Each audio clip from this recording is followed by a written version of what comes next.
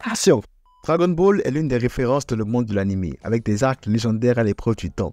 Et hormis le débat selon lequel l'arc de Cell serait meilleur que l'arc Namek, un autre débat qui revient c'est que cet arc aurait dû marquer la toute fin de l'œuvre d'Akira Toriyama. Perso, je suis de cet avis. Et du coup, dans cette vidéo, il s'agira de t'expliquer pourquoi est-ce que Dragon Ball Z aurait dû se terminer à l'arc Cell. Ne t'inquiète pas, il y aura zéro bashing des autres arcs subséquents, mais on se concentrera vraiment sur l'arc Cell en lui-même. Si t'es prêt, je suis prêt, c'est parti. Quand on suit la logique en fait des animés, le niveau de menace augmente au fur et à mesure qu'on avance dans l'histoire. Mais Cell a quelque chose qui le rend encore plus menaçant. En effet, grâce aux expériences du Dr Gero, il a les cellules de tous les combattants les plus puissants de la série, faisant de lui le combattant idéal. Ça fait pas assez boss final ça? Le mec en fait est la personnification du... Et si les adversaires de Goku décidaient de revenir le temps d'un combat pour l'affronter? Et cet aspect-là, en plus, fait de lui le méchant final de la série. Enfin, le méchant parfait pour une fin de série. Si tu n'es toujours pas d'accord avec cet argument, regarde le prochain argument. Oui, avec le Dr Gero, une grande boucle, pour ne pas dire la boucle ultime, la boucle principale de Dragon Ball, a été bouclée. Je l'explique. Le Dr Gero a créé Cell parce qu'il avait encore au travers de la gorge l'énorme raclée qu'a infligé Goku au ruban rouge plusieurs années plus tôt. Cell n'est donc pas un simple monstre. C'est la matérialisation ultime de la rancœur du Dr Gero envers Son Goku. Et en plus, avec le fait qu'il ait sorti toutes les cellules des anciens ennemis de Goku, c'est un peu comme si tous les anciens combats que Goku avait menés jusque-là sont revenus encore le hanter le temps d'une ultime bataille. Toujours pas convaincu? Alors on va passer sur notre plan maintenant. Le Cell Game fait honneur à un concept bien familier de la série, les tournois. Il se permet même de rajouter une certaine particularité, le One vs All. Chaque adversaire affronte le champion pour voir qui va le détrôner dans un combat de survie. Un tournoi qui aurait permis franchement à DBZ de finir sur une note parfaite. Les aventures de Goku et compagnie se terminent sur un tournoi, concept au travers duquel ils ont pu s'illustrer au fil des années. Sauf que cette fois-ci, ce tournoi a un enjeu beaucoup plus important, la survie de l'humanité. Quoi de plus épique comme conclusion, si tu veux mon avis? En fait, là, on est sur l'une des fins les plus logiques dans un arc de rédemption dans les animés. Je m'explique. Pour cela, il faut remonter à Dragon Ball, l'original. Piccolo Daimao est à la base la partie maléfique du Tout-Puissant qui s'est séparé de lui. Goku l'atomise, mais il se réincarne en son fils et il se fait battre par Goku. À partir de là, la rédemption commence. Il commence à passer de rejeton du roi démon à mentor de Gohan, jusqu'à se sacrifier pour ce dernier. Il était donc normal que l'ultime conclusion soit qu'il retourne à sa forme d'origine. Le potentiel destructeur de la Terre est devenu l'un de ses protecteurs les plus fiables. Ce genre de conclusion, principalement, on les voit où? À la fin de l'histoire, non? Là, on vient de très loin. Et là, je vais vraiment mettre le cœur dans cette partie de la vidéo là. Vegeta, qu'on le veuille ou non, est l'un des ennemis les plus machiavéliques que Goku a eu à affronter jusque-là. Et dans cet arc, il va enfin montrer qu'au-delà de sa fierté, il a embrassé son côté humain.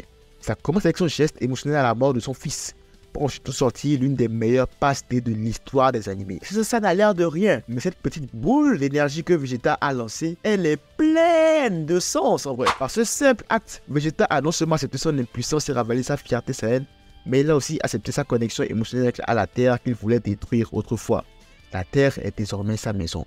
C'est la fin parfaite pour Vegeta, le fier prince autrefois grande menace de la Terre, qui en devient un de ses plus fervents défenseurs. Et tu viens me gâcher tout cela en le laissant se faire contrôler par Babidi. C'est rien là, le mec pas plus haut que 3 pommes va contrôler Vegeta, le prince des Saiyans. Et c'est même pas ça le pire, c'est qu'avec ça maintenant, lui qui était devenu un personnage accompli, un combattant, un fier Saiyan qui a accepté ce côté terrien, est retombé dans les travers de massacre et de destruction avec cette marque de Babidi là. Qu'est-ce qu'on cherchait à accomplir là? Je me suis toujours demandé en fait.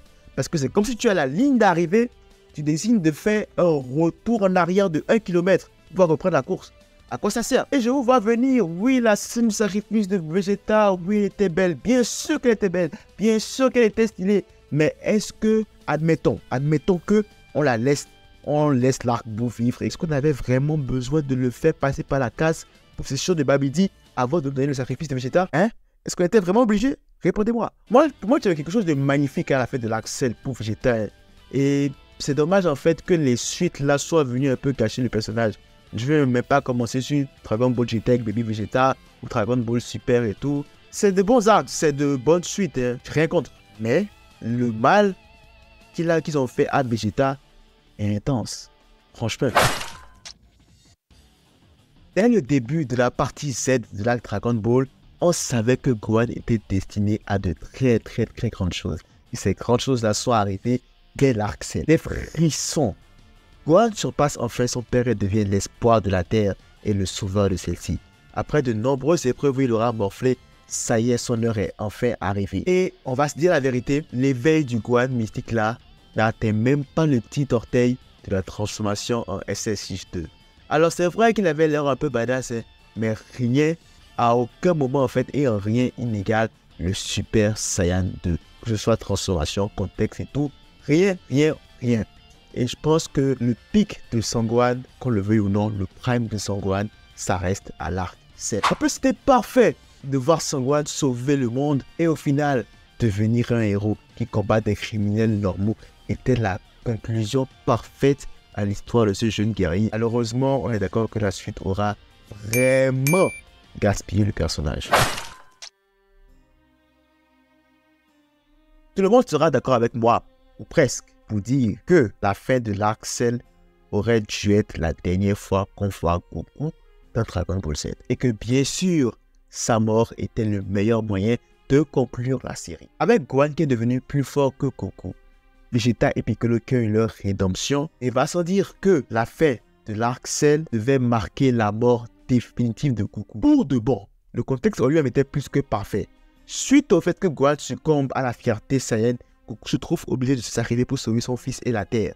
Ne jamais sous-estimer son ennemi aura été une leçon que Gohan retiendra pour le restant de ses jours, car son arrogance lui aura coûté son père. Ajouté à ça, il faut qu'on parle de l'une des attaques les plus mythiques de l'histoire des animés. Ah oui, cette image de Goku derrière Gohan aidant à terrasser Cell est non seulement un très beau passage de flambeau, mais aussi l'adieu parfait pour le grand héros qu'est Son Goku. Ce sacrifice reste l'un des moments les plus historiques de l'animé, et le fait que Goku revienne après aura vraiment gâché en fait l'adieu parfait pour l'un des plus grands personnages que l'animation ait connu. Après, bien sûr, il y a eu le délire avec GT là, mais c'était déjà trop tard. Au sens propre et au sens figuré, d'un côté, t'as la Terre que nous connaissons notre timeline actuelle qui est sauvée, puis de l'autre, t'as Trunks qui retourne dans son époque à lui pour sauver son monde à lui avec une facilité déconcertante. Cela marque aussi le succès de la mission de Trunks. Il a réussi à empêcher le passé de subir le même sort que son futur et il a pu éradiquer la menace dans le ciel.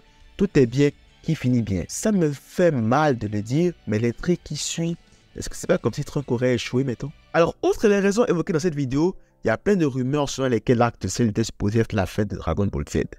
En soi, c'est très compréhensible si on parle du principe qui clôture beaucoup de boucles. Il conclut très bien le développement de plusieurs personnages. Techniquement, si on s'arrêtait à l'arc Cell, on serait bien, on serait Gucci. Tout serait bouclé, fin parfaite. Parce que tout le reste, GT, Super, Arc Buu, tout le tralala, c'est vrai qu'il y a eu des bons moments dans ces arcs. C'est vrai qu'ils étaient bien, mais on dirait plus que ce sont des scènes post-crédits que des arcs, de réels arcs subséquents en fait. Mais bon, parfois il y a des choses des industries des animés qui sont hors de la volonté de l'auteur lui-même parfois. Et oui, c'est à ce point. Attention, cela ne veut pas dire que les arcs subséquents étaient mauvais. Je tiens à le répéter. Cette vidéo est juste pour justifier pourquoi on n'aura plus jamais de fin parfaite pour Dragon Ball. Parce que la fin parfaite, en fait, on l'a déjà dépassée. C'était l'arc Cell. Merci à tous d'avoir regardé cette vidéo. N'hésitez pas à me dire ce que vous en pensez dans les commentaires. Si vous avez aimé la vidéo, n'hésitez pas à liker. Si vous n'êtes pas encore abonné, abonnez-vous, ça me fera encore plus plaisir. Je vous souhaite à tous d'excellentes fêtes. On se retrouve très vite pour une nouvelle vidéo. C'est là pour un tout nouveau de vos proches. C'est tout pour moi. À la prochaine.